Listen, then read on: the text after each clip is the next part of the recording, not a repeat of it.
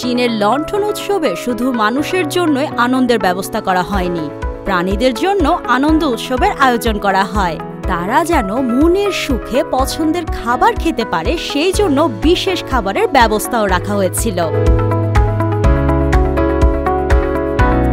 লণ্ঠন উৎসবের দিনে সাংহাই ওশান পার্কে সামুদ্রিক প্রাণীদের জন্য লণ্ঠন উৎসবের ভোজ প্রস্তুত করা হয়, যাতে তারা উৎসবের আনন্দে যোগ দিতে পারেন।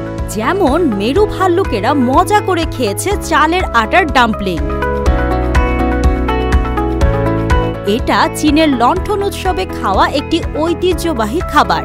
স্যামন, স্প্যানিশ ম্যাকরেল, শসা, গাজর, টমেটো এবং ফলের মিশ্রণ থেকে তৈরি বিশেষ খাবারও তাদের দেয়া হয়েছিল।